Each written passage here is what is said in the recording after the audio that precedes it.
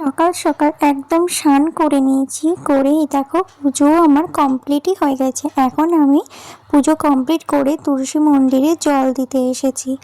এখন যেহেতু সেরকম কোনো কাজকর্ম নেই, যেহেতু মার বাড়িতে আছি, মা আমাকে কোনো কাজ করতে দিচ্ছে না, তার জন্য আমি বলেছি তাহলে পুজোটা অন্তত আমাকে করতে দিও, নাহলে আমার ভালোই লাগবে না।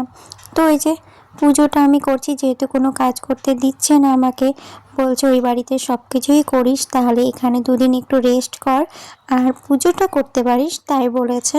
তার জন্য শুধু পুজোটাই করছি। তোমাদের এখন হয়তো পুজোর ভিডিও যতদিন এখানে থাকবো এই পুজো করছি সেই ব্লগই আসবে।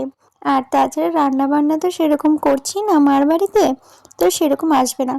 হ্যাঁ, যেদিনকে চিকেন করব বা কোনো রান্না বান্না করব সেদিনকে অবশ্যই শেয়ার করব। তো এই দেখো আমার কিন্তু পুজো দেওয়া কমপ্লিট হয়ে গেছে। দেখো কাণ্ড, এই মাত্র আমি ভোগ লাগিয়ে বাইরে গেলাম তুলসী মন্দিরে, এসে দেখছি একদম এই দেখো পিঁপড়েতে পুরো ভর্তি হয়ে গেছে।